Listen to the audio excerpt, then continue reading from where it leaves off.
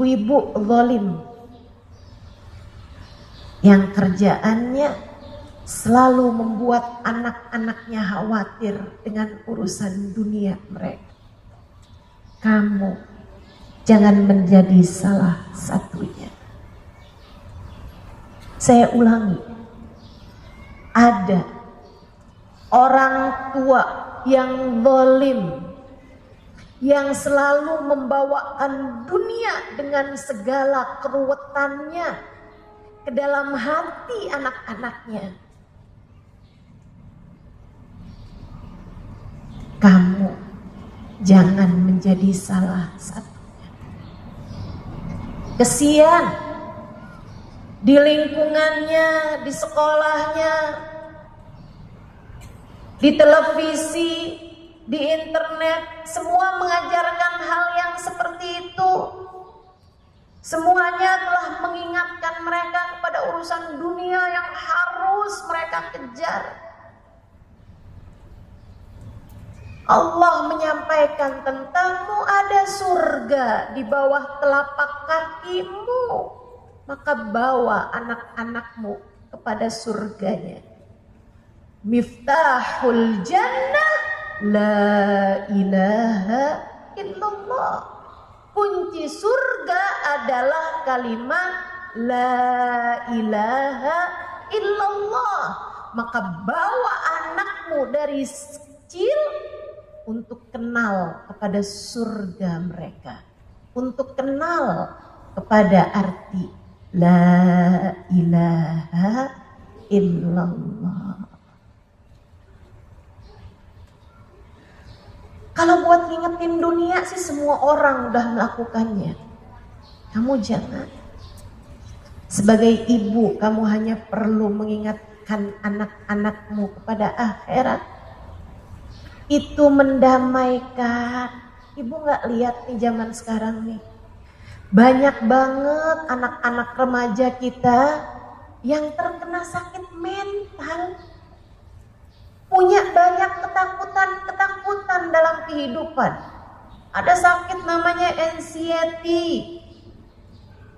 Ada sakit lagi namanya bipolar.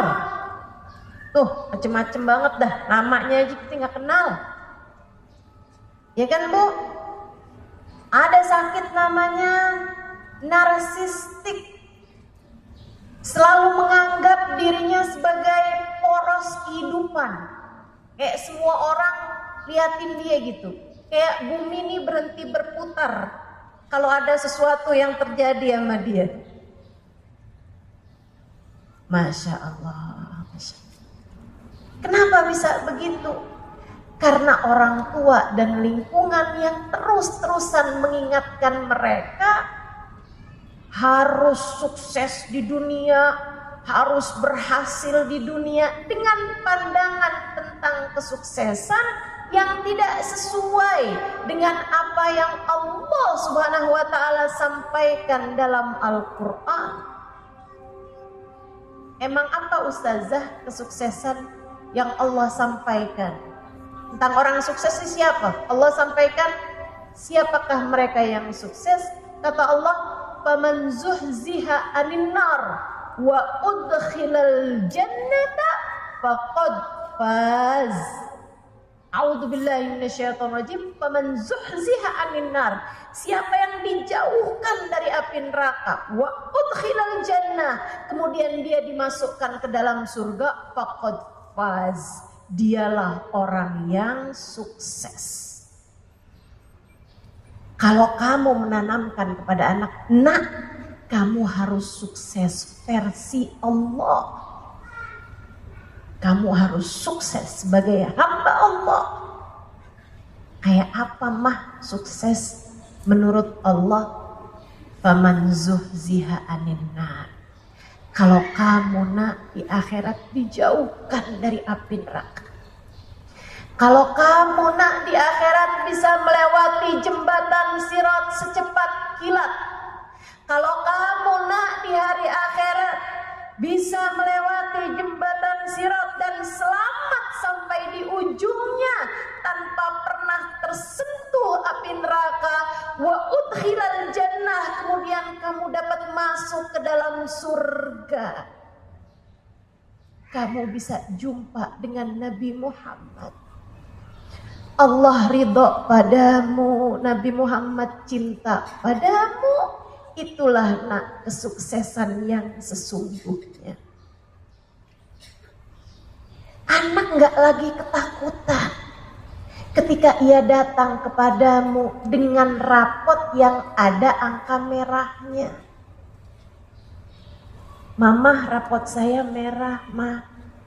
Gak apa-apa sayang.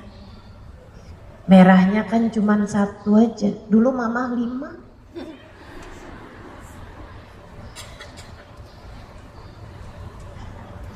Mama, saya gak naik kelas, Ma. Gak apa-apa sayang, gak apa-apa.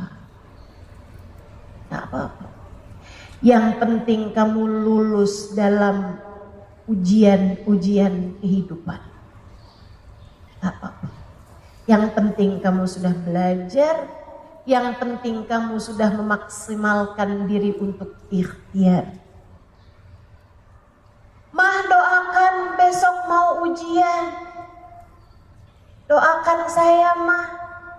Biar hasilnya bagus. Mama akan doakan sayang. Semoga kamu lulus dalam semua ujian dunia dan akhirat. Itu enak tuh punya orang tua kayak begitu.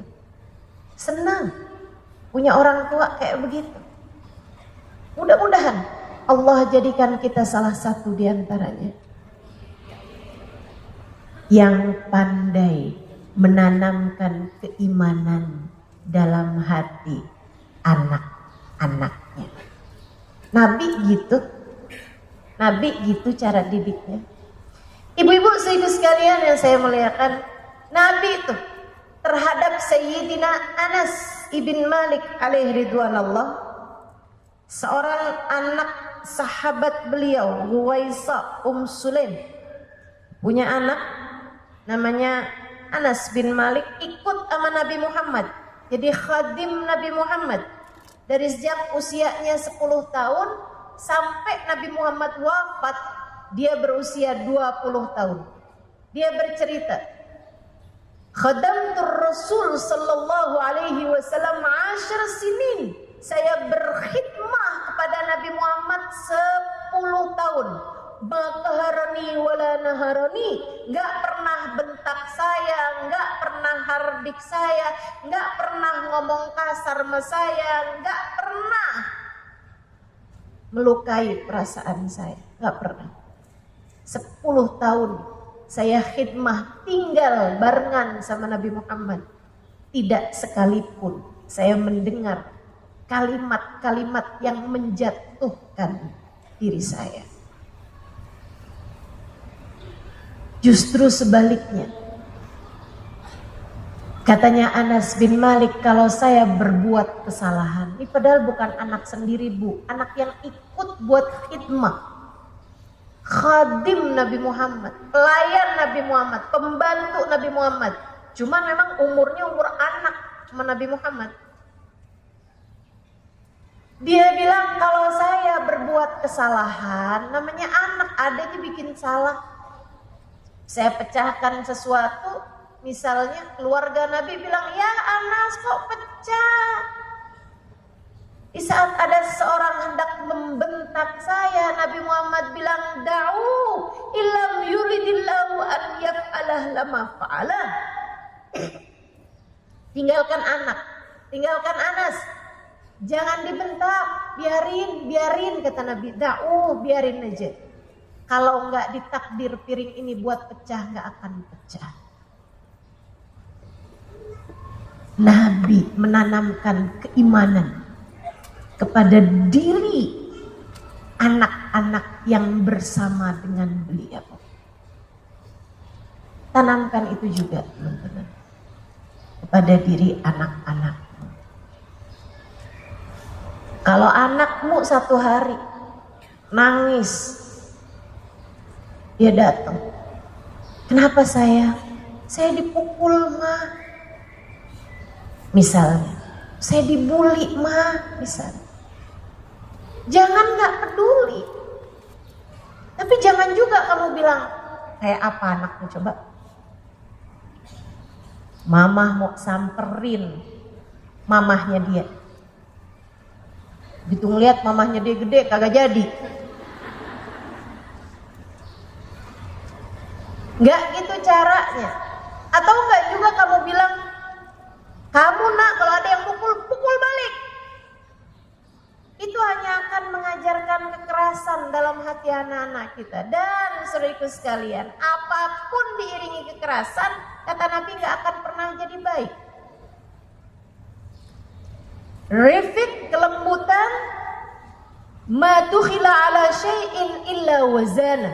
Kelembutan tuh ditaruh di apapun bakal menghiasi sesuatu tersebut. Istri, gitu ya. Lembut bakalan jadi cakep. Istri cakep, lembut, tambah cakep. Istri kurang cakep, lembut, jadi lebih cakep. Jadi mendingan lah. Tapi bayangin nih, istri udahlah kurang cakep, kasar, keras, gimana tuh? Lama-lama kelihatannya jadi jelek, tambah jelek, gitu kan? Jangan pernah ajarkan kekerasan dalam diri anak-anakmu. Baginda kita Nabi besar Muhammad, jangankan sama anak, jangankan sama anak sendiri, sama anak orang nggak pernah kasar, nggak pernah keras. Jangankan sama anak, ibu Nabi Muhammad naik keledai nggak pernah mukul keledainya. Nabi Muhammad naik kuda nggak pernah mukul kudanya. Nabi Muhammad naik unta nggak pernah mukul untanya. Coba tuh bayangin, enaknya jadi untanya Nabi. Bayangin betapa menyenangkannya jadi siapapun yang ada di sekitar Nabi Muhammad. Dan kamu, Bu, ikuti caranya Nabi Muhammad. Anak-anak jangan kasar, jangan keras. Besok nak yang kemarin mukul kamu, pukul lagi. Gak gitu.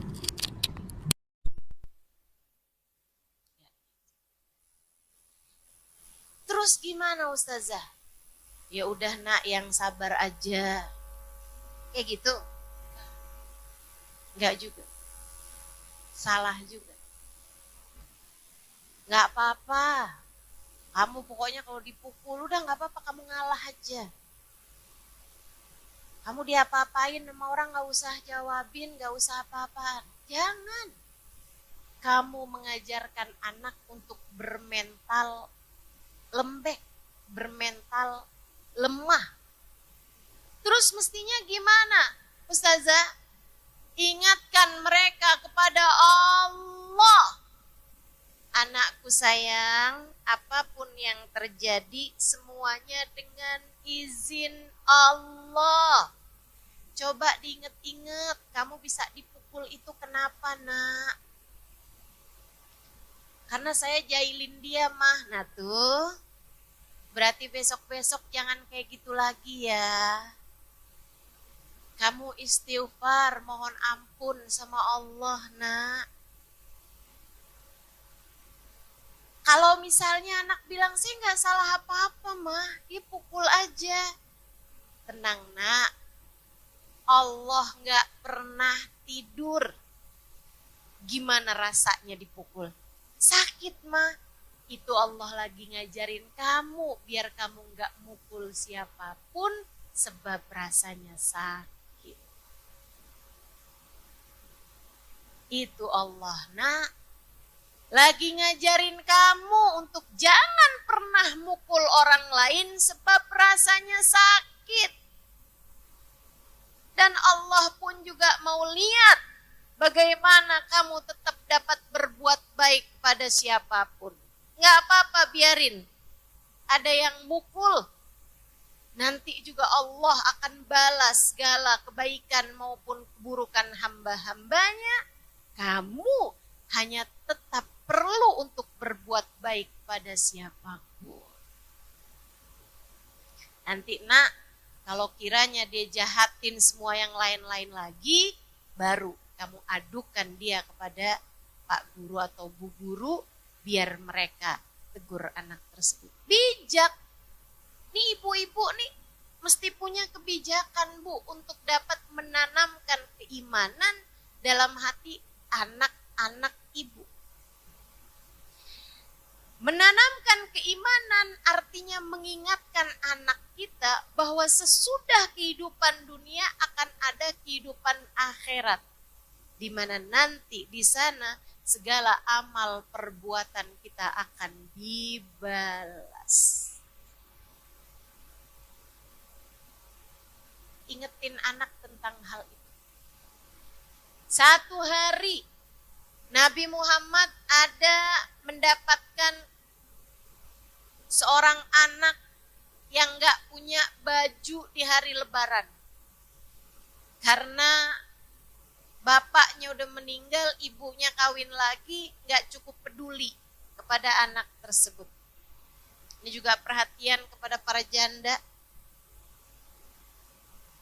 Janda yang punya anak, jangan mau nikah sama laki-laki yang cuman mau sama kamu, gak mau sama anakmu. Halo? Jangan mau nikah kecuali satu paket. Bu, sebab suami ada mantannya, tapi anakmu gak akan pernah mengenal istilah mantan. Itu siapa tuh, ada anak ngeliatin kamu mulu dari tadi. Oh, itu dulunya anak saya. Sekarang habisnya saya kawin lagi, dia jadi mantan lah buat saya. Gak ada ceritanya anak jadi mantan. Maka jangan pernah meninggalkan anak-anakmu, Bu.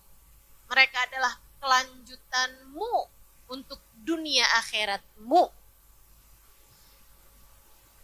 Akhirnya Nabi datang ke rumah putri beliau, Sayyidah Fatimah, karena anak itu ukuran badannya mirip sama ukuran badannya Sayyidina Hasan.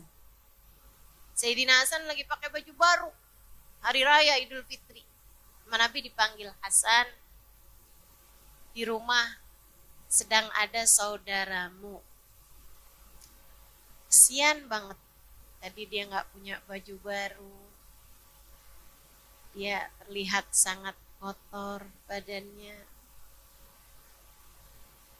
Hasan, maukah kamu memberikan bajumu yang baru kepada saudaramu itu, dan kamu pakai bajumu yang lama saja, nak? Semoga Allah memberikan padamu baju yang paling indah di surga. Bu, liatin nih Nabi. Nabi itu gak janjiin, Hasan, yang baru kasihin deh ke kakek, nak. Kamu pakai yang lama aja ya, nak. Nanti kalau waktunya toko buka, kakek beliin 3. Gak gitu. Atau dijanjikan, nanti Allah pasti bakalan gantiin buat kamu, nak. Baju-baju yang indah di dunia ini. Nanti bakalannya kamu selalu akan punya baju-baju bagus dah. Gak gitu juga. Nabi tidak menjanjikan untuk anak ini sesuatu yang sifatnya duniawi. Kalau kamu nabung nanti rezeki kamu bakalan lancar loh, Dek. Nggak gitu. Nabi menanamkan keimanan dalam hati sang cucu. Makanya tidak mengingatkannya kepada urusan dunia, tapi mengingatkannya kepada urusan akhirat. Albasakallah libasal jannah. Allah akan memakaikan untukmu pakaian yang indah di surga. Kata Nabi kepada cucunya. Saudaraku sekalian yang saya muliakan, ini yang kita coba laksanakan kepada anak-anak kita. Tanamkan keimanan dalam hati mereka. Tanamkan keimanan dalam hati mereka. Bu, ini saya punya satu cerita. Saya ada nulis tentang Hubabah Bahiyah di buku Bidadari Bumi yang pertama. Seorang perempuan yang saya rasa sangat berpengaruh dalam kehidupan saya, pun juga sangat berpengaruh bagi kehidupan guru saya. Hubabah Ummu Salim pernah mengatakan, Hubabah Bahiyah adalah perempuan paling berpengaruh dalam kehidupan saya. Saudaraku sekalian yang saya muliakan, saya ketika berjumpa Hubabah Bahiyah, umur beliau 90 sekian tahun. Matanya nggak pakai kacamata, telinganya nggak pakai alat bantu dengar, lisannya masih bisa berceramah. Di usia 96 tahun. Dan kakinya setahun sebelum saya berjumpa dengan beliau, beliau baru habis melaksanakan ibadah haji dan ketika ada di Mekah, beliau naik ke Gua Hira. Di usia 90 sekian tahun. Ibu-ibu saya sekalian, setiap kali memandangnya, saya terbayang hadisnya Nabi besar Muhammad sallallahu alaihi wasallam yang disampaikan kepada Anas ibn Malik, ihfadillah yahfadka, nak, jaga Allah, Allah akan menjagamu. Siapa yang menjaga Allah di masa muda, Allah akan menjaganya di masa tua. Saya melihat Hubabah Bahiyah sebagai seseorang yang telah mampu menjaga Allah di masa mudanya, sehingga di masa tuanya Allah sungguh-sungguh menjaganya. Makanya Bu, jangan nyalahin, ya ampun kok kaki sakit ya, emang banyak dosanya. Udah tua-tua kayak begini nih ya Allah, kalau duduk lama-lama gak sandaran, pada pegel badan. Betul Bu? Dosanya banyak Bu. Kita nggak pandai menjaga Allah di masa muda. Karenanya Allah pun tidak menjaga kita di masa tua. Gak apa-apa, mudah-mudahan jadi sebab turunnya ampunan bagi diri kita. Sehingga semoga ketika datang ajal menjemput kita, Allah telah mengampuni seluruh dosa-dosa kita dengan sakit yang kita alami di masa hidup kita. Amin. Amin ya rabbal alamin. Tapi mudah-mudahan ya Bu ya, biar tanpa dikasih sakit juga Allah kasih ampunan. Amin. Biar pada sehat terus insyaallah. Amin. Ketemu bulan Ramadan bisa puasa dengan baik, taraweh dengan lebih panjang, baca Quran dengan lebih banyak, sedekahnya juga biar lebih banyak, berbuat kebaikan kepada semua hamba-hambanya Allah dengan lebih banyak insyaallah. Amin ya rabbal alamin. Saudariku sekalian yang saya muliakan, nah Hubabah Bahiyah, orang besar. Saya melihat sebagai salah satu dari wanita-wanita yang, kalau kamu pernah dengar wali min auliyaillah, kekasih dari kekasih-kekasihnya Allah Subhanahu wa taala, yang Allah sebut dalam Al-Qur'an, ala a'udzubillahi minasyaitonirrajim, ala inna auliya Allah la khaufun alaihim wa lahum yahzanun. Ketahuilah sungguhnya para kekasih Allah, mereka tidak memiliki rasa takut dan tidak pula bersedih hati. Hubabah Bahiyah, saya rasa adalah salah satu di antara mereka. Kekasih Allah. Ibunya, beliaunya aja udah 93 tahun. Ibunya di masa beliau muda pernah bercerita kepada nenek-neneknya teman saya. Jadi tuh beliau itu tinggal di Solalah, teman-teman Hubabah Bahiyah. Nah itu semasa saya belajar di kota Tarim, Hadramaut, Yaman, ada banyak teman-teman saya yang berasal dari kota Salalah, Oman, negara Oman. Di Oman itu semua orang kenal sama Hubabah Bahiyah sebagai Jauharatna, permata yang kami punya.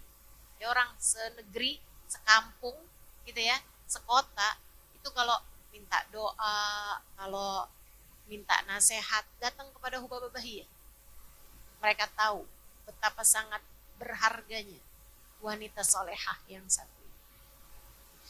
Nah, nenek-neneknya teman-teman saya itu pada cerita sama saya.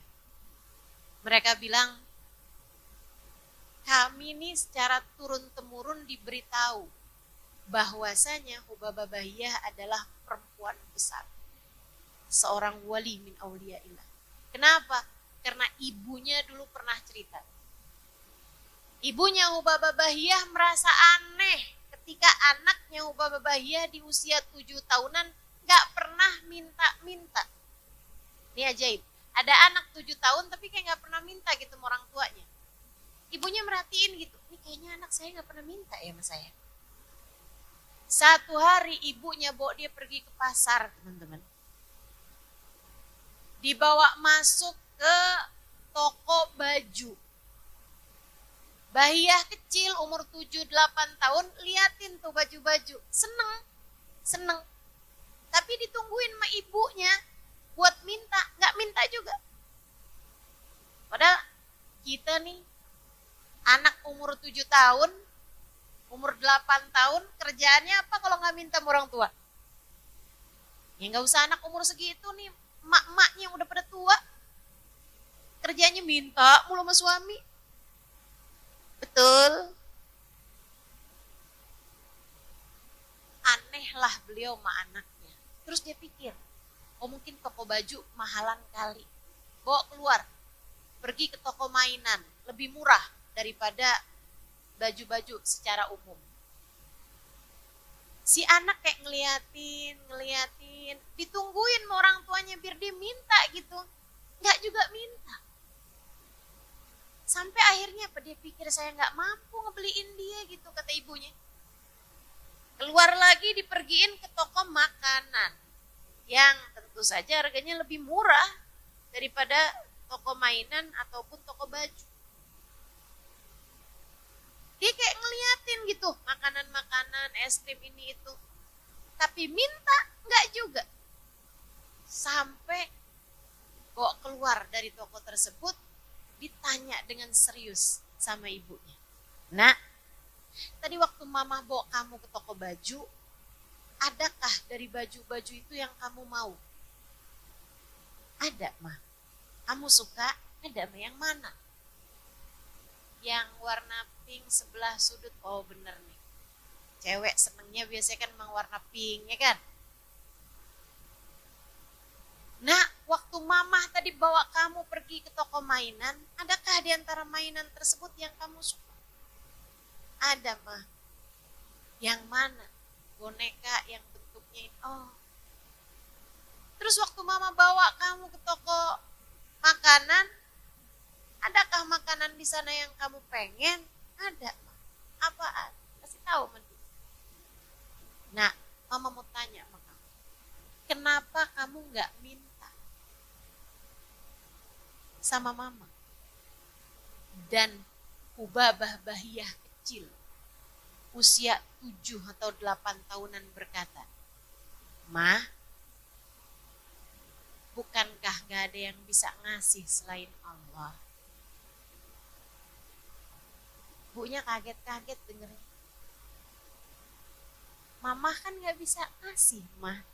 Yang bisa ngasih cuman Allah kan, Ma. Jadi mamanya bilang, jadi selama ini nak, kamu gak pernah minta sama mama, gak pernah minta sama ayah, kamu mintanya sama Allah. Iya, Ma. Dan Allah kasih nama kamu, gak pernah enggak, Ma. Allah selalu memberi pada saya. Ibu-ibu sih sekalian saya muliakan, pelajaran ini sering saya sampaikan pada siapapun, bahwa iman itu adalah sesuatu yang harus betul-betul ada dalam hati kita, meyakini bahwa tidak ada pemberi selain Allah Subhanahu wa taala, hingga membuat lisan kita tak mudah minta kepada siapapun, kita hanya minta kepada Allah Subhanahu wa taala. Saya punya keponakan sekolah psikologi.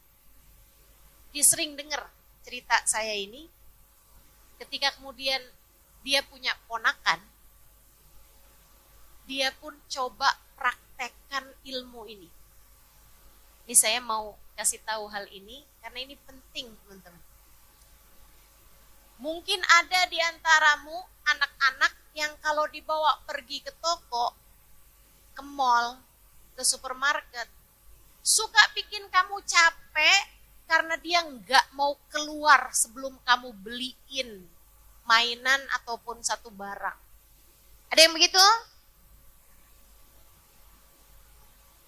Saudaraku sekalian yang saya muliakan, ketika cucu ponakan saya ini berumur sekitar 3 tahun, 4 tahun, kayak begitu tuh kondisinya. Kita kalau pergi-pergi kayak misalnya ibunya atau bibinya bawa dia ke supermarket atau ke mall, suka bikin capek karena waktunya pulang gak mau pulang, ngambek minta dibeliin satu barang. Sampai akhirnya satu hari kami sedang bepergian dan melewati beberapa pertokoan, dia bilang gitu kan ke bibinya, dia bilang, saya mau yang itu. Terus bibinya bilang, berarti kamu harus minta ke siapa? Ke Allah. Oke, yuk kita pulang. Pulang. Gampang banget. Saya heran sekali melihat hal itu. Kemudian ponakan saya yang psikologi itu dia bilang, sekarang kita nggak pernah susah lagi terhadap keinginan anak-anak kita. Saya bilang, kenapa gitu? Karena kita sudah mengenalkannya kepada Allah. Saya sebagai seorang ustazah sekalipun kayak jadi kaget banget gitu, bahwa ternyata ilmu tentang keimanan ini kamu sudah harus bisa menanamkannya dari sekecil mungkin, Bu. Saat dia sudah mulai berpikir, kasih tahu dia bahwa di alam semesta ini ada Tuhan penguasa alam, bahwasanya bukan kita yang menghendaki segala sesuatu, melainkan Allah. Bukan kita yang bisa beri apapun kepada dia, melainkan Allah Subhanahu wa taala. Jadi setiap kali dia melihat di televisi misalnya ada mainan baru, terus dia bilang, saya kepengen punya itu, misalnya gitu ya, kita akan bilang, oh boleh, bisa, tapi nggak mama yang bisa kasih, nggak ayah yang bisa kasih, yang bisa kasih Allah. Minta, kalau habis sholat minta, makanya harus rajin sholat. Kalau lagi sujud kamu doa, minta sama Allah, ya Allah saya mau mainan yang itu, gitu. Habis selesai sholat kamu bilang sama Allah, ya Allah saya mau mainan yang itu. Dan itu diajarkan berketerusan sehingga sang anak mengerti bahwasanya tak ada yang dapat melakukan apapun selain Allah. Saya pernah sangat terkejut kepada adiknya dia nih. Saudara sekalian, umurnya waktu itu sekitar 3 tahunan. Nangis karena jatuh dan terluka. Nangis kejer, dia ketakutan melihat darah. Kemudian saya sampaikan kepadanya, oh ini sakit ya, tadi kan jalannya cepet-cepetan jadi jatuh, tapi gak apa-apa, Allah bisa menyembuhkan, Allah bisa nyembuhin. Ayo bilang, ya Allah, ya Allah, sembuhkan Dede ya Allah, sembuhkan Dede ya Allah. Ayo sekarang bilang, Allahumma salli ala Sayyidina Muhammadin Saudara sekalian yang saya muliakan, habis itu berhenti nangisnya dan enggak lagi meributkan terhadap luka yang dia rasakan. Kenapa gitu? Dia tahu lukanya ada yang menghendakinya, yaitu Allah. Dan dia tahu ada pula yang dapat menyembuhkannya, yaitu Allah. Ayo, ibu-ibu, nenek-nenek, tanamkan iman dalam hati anak-anakmu, tanamkan iman dalam hati cucu-cucumu, sebab surgalah yang kamu bawa untuk mereka. Al-jannatu tahta aqdamil ummahat. Sementara surga kuncinya adalah iman. Miftahul jannah la ilaha illallah. Kenalkan anakmu kepada Allah. Kenalkan anakmu kepada Allah. Kasih tahu mereka tidak ada yang dapat memberi mereka rezeki selain Allah. Bu, kalau anakmu lagi makan, bilangin sama anakmu, nak, ini rezeki dari Allah. Ambil yang kiranya akan kamu habiskan. Jangan mubadirkan rezekinya Allah. Takutnya kita kalau suka buang-buang makanan, memubadirkan rezeki dari Allah, Allah nanti kecewa sama kita sehingga tidak diberinya kepada kita rezeki lagi. Makan secukupnya, ambil secukupnya, habiskan makanan, jangan bersisa. Bagian dari kita mensyukuri rezeki dari Allah. Itu jauh lebih baik daripada habisin, mama udah susah-susah masaknya. Kalau kamu gak habisin, mama gak akan masakin lagi. Ya Pah ya, papa nih udah susah-susah nyari duitnya ya Pah ya. Kamu sombong, menganggap bahwa kamu yang dapat memberi rezeki kepada anak-anakmu. Gak ada ceritanya. Dari sejak anakmu berada dalam rahimmu, Allah sudah menyampaikan rezeki kepada mereka.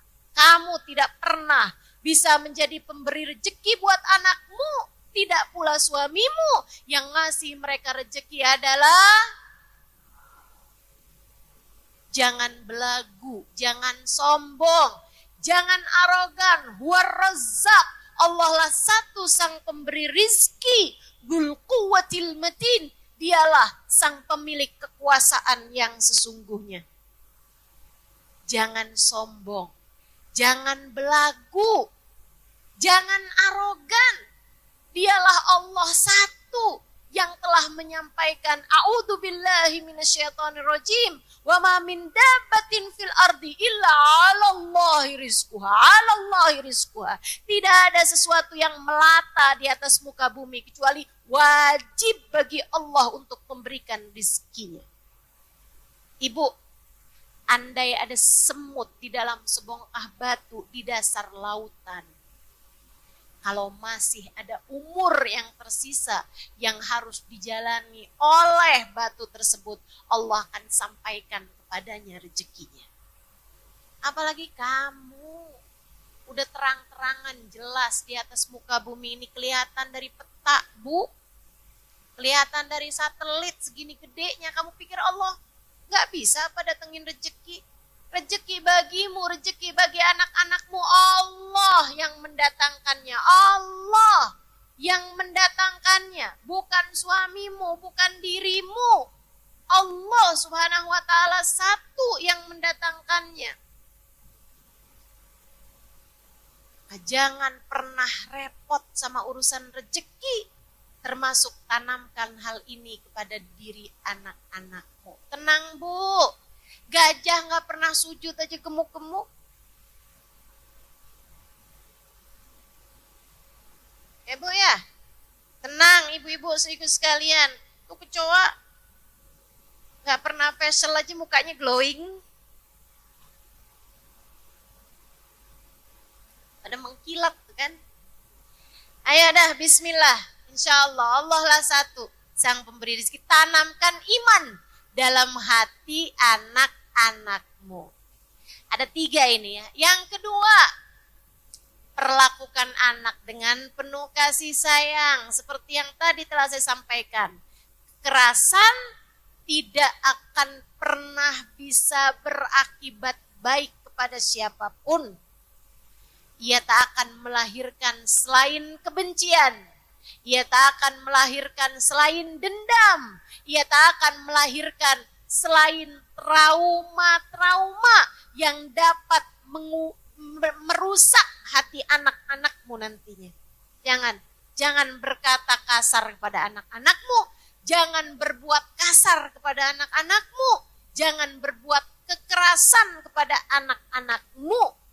Ibu-ibu, saudariku sekalian yang saya muliakan, dekap anakmu dengan penuh kasih sayang. Usap anak-anakmu dengan penuh cinta. Sampaikan kalimat-kalimat yang menguatkan hatinya. Katakan kepadanya betapa kamu sangat menyayanginya. Sampaikan pada anak-anakmu betapa mereka adalah hadiah terindah yang Allah Subhanahu wa taala berikan dalam kehidupanmu itu. Sayangi anak-anak. Sayangi anak-anak. Menurutmu siapa yang lebih pantas menyayangi anak-anakmu daripada dirimu sendiri? Menurutmu siapa yang lebih layak mendekap anak-anakmu, memeluk anak-anakmu lebih daripada dirimu itu? Ibunya, kamu ibunya. Saya tahu betapa sayangnya kamu sama anakmu, saya tahu.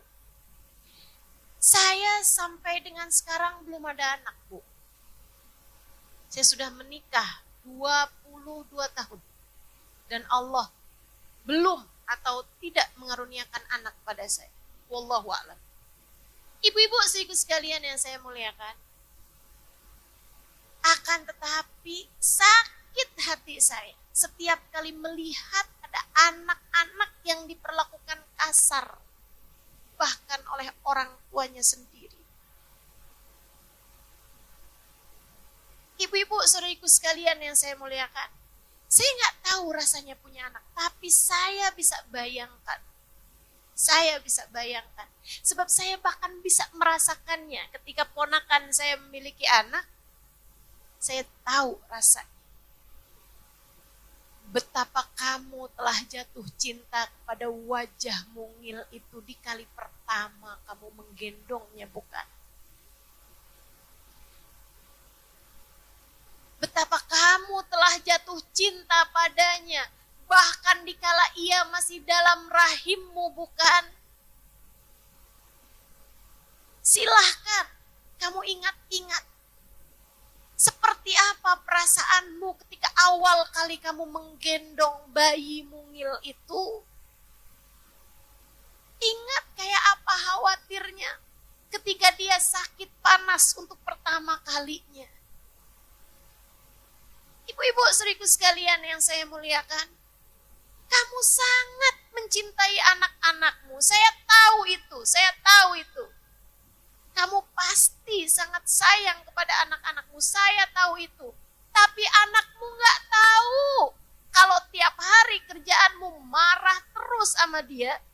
Kalau tiap hari kerjaanmu kamu pukul anakmu, kamu cubit anakmu, kamu jewer anakmu. Anak gak tahu betapa kamu menyayanginya. Saya tahu, tapi anakmu gak tahu.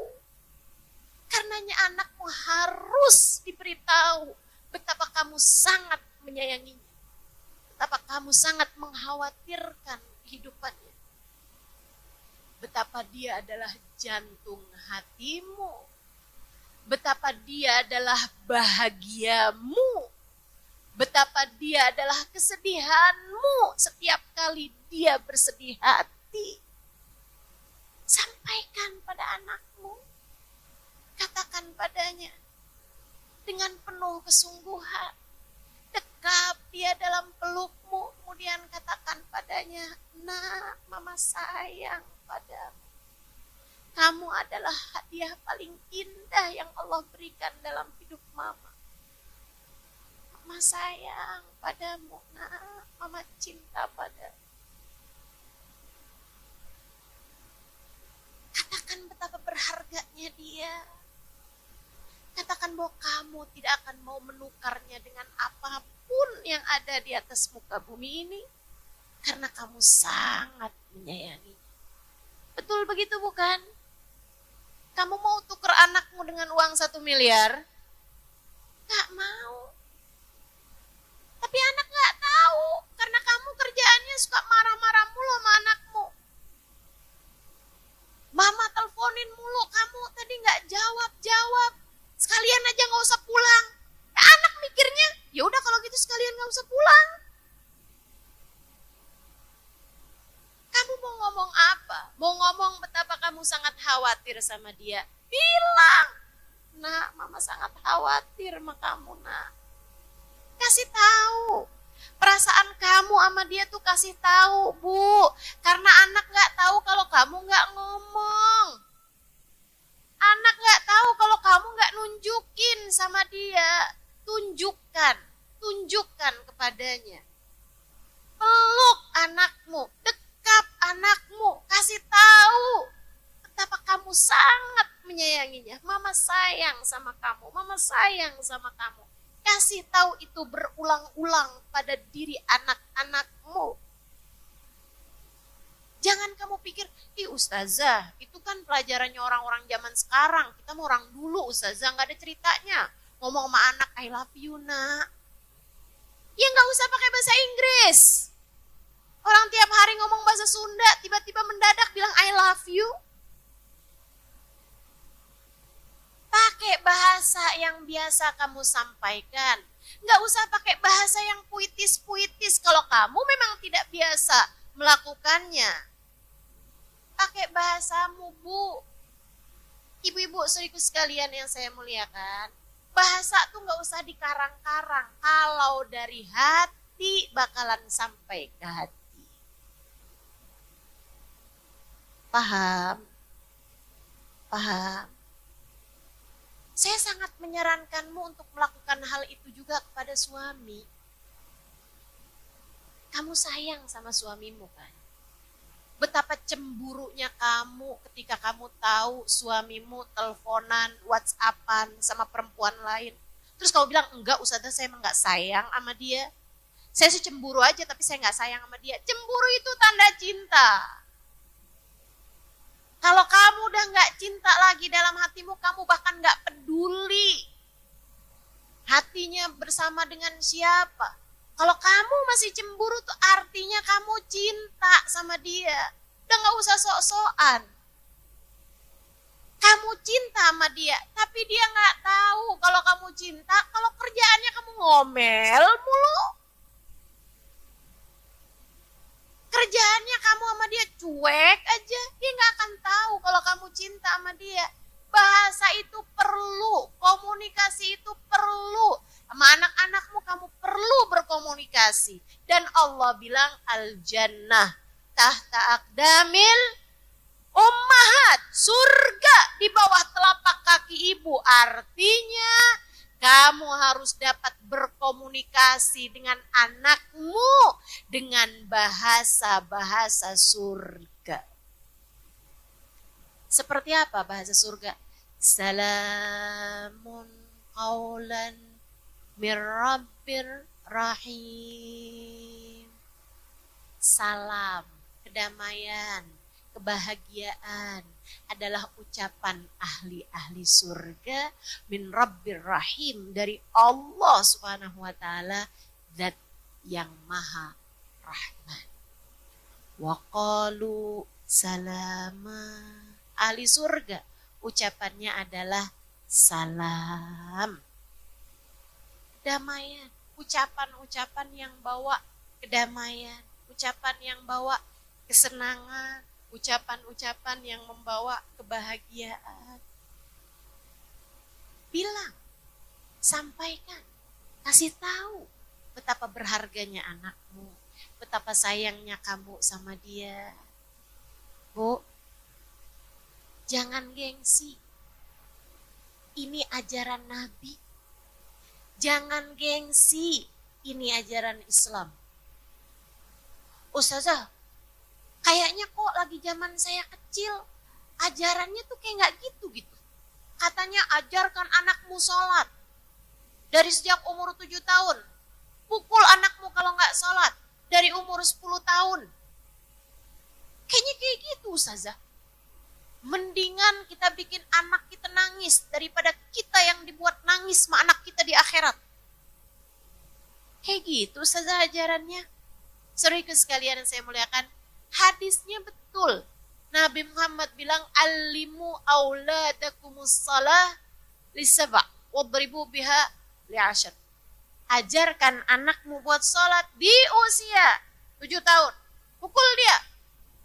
Kalau nggak sholat, di usia 10 tahun. Kalau kamu udah ngajarin anakmu untuk sholat di usia 7 tahun. Bu, itu kalau ibu udah ajarin anak sholat di usia 7 tahun, ngebarengin mereka sholat dari usia 7 tahun, nggak akan perlu dipukul pada usia 10 tahun. Kecuali kalau anaknya bandel banget. Karenanya anak bandel nih kadang perlu dipukul. Tapi nggak harus dengan pukulan. Ibu nggak kasih uang jajan, itu juga pukulan buat anak, Bu. Ada hukuman gitu kan, tanpa harus melukai mereka. Kalau ibu belajar fikih agak lamaan, hadis itu punya banyak tafsir. Darab ghair mubarrih gitu kan.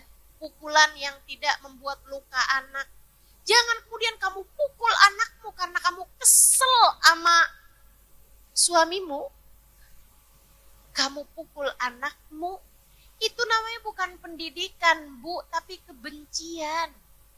Kalau kebencian kayak begitu nggak bakalan bawa apa-apa selain penyesalan. Yuk, insya Allah yang lembut sama anak. Bismillah. Ayo sebut Bismillah. Mulai hari ini gak akan pernah mukul anak lagi. Bismillah. Mulai hari ini hanya akan berlemah lembut kepada anak-anak kita. Bismillah. Gak akan pernah jewer, gak akan pernah nyubit, gak akan pernah berkata kasar kepada anak. Bismillah.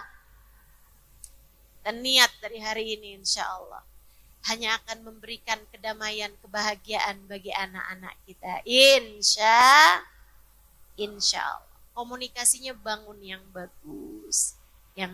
Ada seorang anak kecil, pagi-pagi hari di hari libur, dia pagi-pagi udah bangun, mandi, dia bersihin tempat tidur, dia nyapu, kemudian dia bersihin mobil ayahnya, bersihin mobil ayahnya, habis itu bantuin masak ibunya, habis selesai semuanya dia nulis di kertas. Mandi tanpa disuruh 10.000. Bersihin tempat tidur sendiri 20.000. Bantuin ayah bersihin mobil 30.000. Nyapu 30.000. 60 tambah 20, 80, 90. 90.000.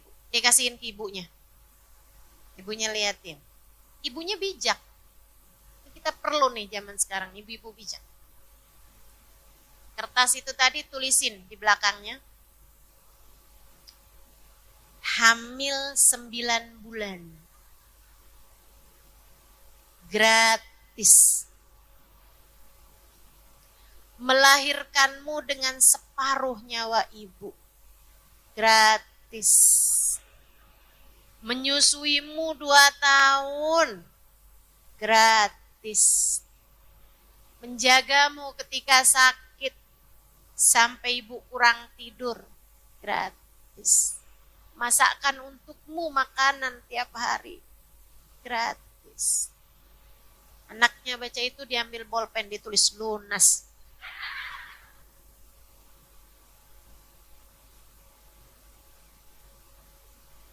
Jadilah rumah tangga surgawi. Jadikan rumahmu sebagai rumah surgawi. Tempat anak bisa mendapatkan senyuman setiap kali memandang orang tuanya. Jangan bikin rumahmu kayak di neraka. Anak lihat ibunya kayak di film horor. Serem bener, lihat bapaknya kayak di film horor juga. Habis itu keluar rumah, di sekolah gurunya juga galak, teman-temannya suka ngebully, tega.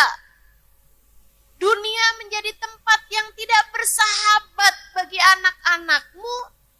Yang gak bersahabat itu cukup neraka, dan kamu jangan sampai memasukinya.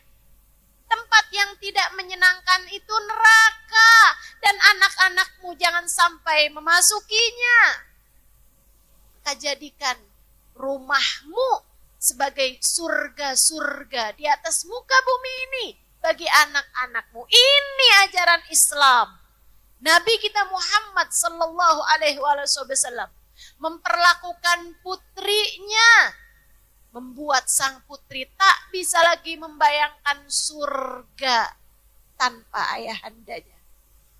Fatimah bid'atun minni, kata Nabi Muhammad. Fatimah adalah separuh aku. Dengerin tuh, liatin. Bahasanya Nabi kepada putrinya. Bukan main, ibu-ibu saudariku sekalian.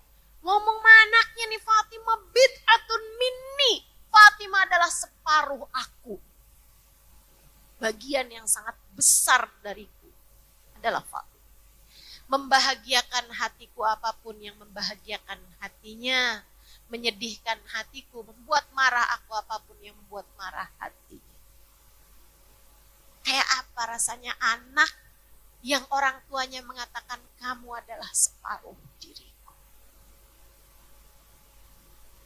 Betapa besarnya hati anak ketika orang tuanya menyampaikan seperti itu. Bu, ini malah kalau besok rapot kamu jelek, mama gak mau kenal lagi sama kamu. Pokoknya ya, kalau kamu sampai gak mau naik kelas, jangan bilang mama kamu. Tega amat mah anak kayak begitu. Kamu adalah ibu. Ibu tuh sampai dibilang kasih sayang ibu sepanjang jalan. Lah kamu kalau modelannya kayak begitu, jangan-jangan kamu jalan buntu. Ayolah. Nabi kita Muhammad sampai dengan Sayyidah Fatimah udah menikah, udah punya anak. Itu tiap kali Sayyidah Fatimah datang, bahkan Nabi sudah tahu bahwa putrinya yang datang dari sekedar ketukan pintunya. Coba tuh, indah banget. Nih ajaran Nabi, teman-teman. Nabi tiap kali ketemu sama Sayyidah Fatimah, dipeluk Sayyidah Fatimah, dicium di antara keningnya sini. Ini ajaran Islam. Ini ajaran Islam. Ajaran yang penuh dengan kasih sayang. Maka Bu, saya pernah sampaikan. Ajaran ini adalah ajaran yang penuh dengan cinta. Allah penuh cinta, Allah penuh kasih sayang. Dari semua asma-asmaul husna yang Allah punya, yang paling sering kita sebut adalah Bismillahirrahmanirrahim. Ar-Rahman dan Ar-Rahim yang disebutkan Allah Subhanahu wa taala dalam kedua sifat yang paling sering kita sebutkan dari nama-namanya. Artinya, kamu kalau pengen hidupmu penuh dengan keberkahan, Bu, jangan jauh-jauh dari kasih sayangnya Allah yang Maha Rahman, Maha Rahim. Allah penuh kasih sayang. Nabi Muhammad penuh kasih sayang. Kalau kamu gak penuh kasih sayang, tuh mau nyontoh siapa? Kamu ikut ajarannya siapa? Kalau kamu kasar sama anakmu, kasar sama suamimu, kasar sama ipar, kasar sama mertua, kasar sama saudara, kakak, adik, kasar sama tetangga, sama temen, kamu ikut siapa? Yuk belajar, buat penuh kasih sayang. Dan yang terakhir, kalau kamu ingin menghadirkan surga dalam hati anak-anakmu, Bu, sertakan anakmu dalam tiap doamu. Hadirkan anakmu dalam tiap munajatmu. Sertakan anak-anakmu dalam tiap ibadah yang kamu lakukan kepada Allah. Saya pernah dapat nasihat dari seorang ibu bijak. Dia bilang, semarah apapun kamu terhadap anak-anakmu, jangan pernah berdoa buruk ataupun berkata buruk tentang mereka. Semarah apapun kamu sama anak-anakmu, jangan pernah berkata buruk, apalagi berdoa buruk pada anak-anakmu. Sebab kalau itu kejadian, yang susah bukan hanya anakmu, tapi juga kamu sebagai ibunya. Semarah apapun kamu sama anakmu, kamu hanya perlu berdoa begini, ya Allah, saya memang marah sama anak saya kesel sama anak saya, Allah, tapi saya tetap ridho padanya. Ngerin, ya Allah, saya hanya kesel sama anak saya hanya marah sama anak saya, tapi saya tetap ridho pada anak saya, ya Allah, maka ridhoilah anak saya, ya Allah. Jangan gampang kesel mana, maafin salah anak. Ibu, tapi kalau kamu lagi benar-benar dibikin kesel, jangan sampai, ya Allah, saya nggak ridho sama anak saya, ya Allah balaslah anak saya. Jangan. Apalagi kalau kamu sampai keluar kata-kata anak durhaka, saya nggak ridho sama dia. Jangan, ibu-ibu sekalian. Ntar dia dikutuk jadi batu, kamu yang susah. Jangan lahirkan malin-malin kundang di zaman-zaman sekarang. Jangan. Tetaplah ridho kepada anakmu meski apapun yang sedang dia lakukan saat ini. Andai dia jauh dari agama sekalipun, Bu, itu kan juga ada andil kamu di sana. Itu kan juga ada dosa kamu di sana. Yang terus-terusan ngingetin urusan dunia sampai lupa ngingetin mereka urusan akhirat. Jangan ditambah lagi dosamu dengan ketidakridhoanmu kepadanya. Jangan. Tetaplah berkata, ya Allah, ampuni anak saya, ampuni saya. Ya Allah, saya kesel sama anak saya, tapi saya ridho pada anak saya, ya Allah. Ridhoilah dia. Kenapa? Sebab ketika kamu tetap ridho kepada anakmu, Bu, Allah akan ridho bersama dengan keridhoanmu. Dan kalau Allah ridho, Allah akan menuntunnya ke jalan surga.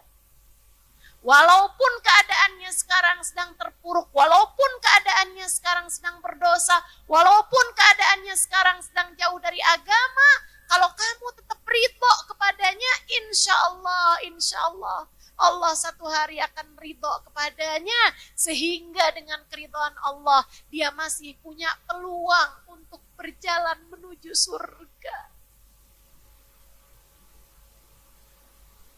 Kamu seharusnya hanya membawa surga bagi anak-anakmu, bukan neraka. Kalau kamu nggak ridho sama anakmu, Allah nggak ridho. Kalau Allah sudah nggak ridho, ibu-ibu saudariku sekalian, sangat sulit baginya untuk mati membawa iman. Dan kalau udah mati nggak bawa iman, dia tidak akan disyafaati oleh Nabi besar Muhammad. Kalau tidak disyafaati oleh Nabi Muhammad dan tidak diridhoi Allah, maka tempat kembali dia adalah neraka selama-lamanya. Jangan bawakan neraka untuk anak-anakmu. Tetaplah ridho, maafkan. Tiap kesalahannya maafkan. Maafkan tiap salahnya. Ingat-ingat, kalau kamu berat memaafkan salah anak-anakmu, ingat-ingat. Dalam kesalahannya pun terdapat kesalahanmu mendidiknya. Paham? Sertakan terus, doakan terus saja doain. Anakmu yang udah soleh perlu kamu doakan. Anakmu yang belum soleh, kamu perlu doakan. Semuanya perlu doa. Anak semua perlu doa. Semua anak perlu doa. Dan doanya ibu buat anaknya adalah doa paling mustajab. Kata Nabi Muhammad, doa ibu bagi anaknya setara doa Nabi bagi umatnya. Doamu mustajab. Bagi anak-anakmu, Bu, maka teruslah berdoa. Saat tengah malam, doakan anak-anakmu. Sebut nama mereka satu.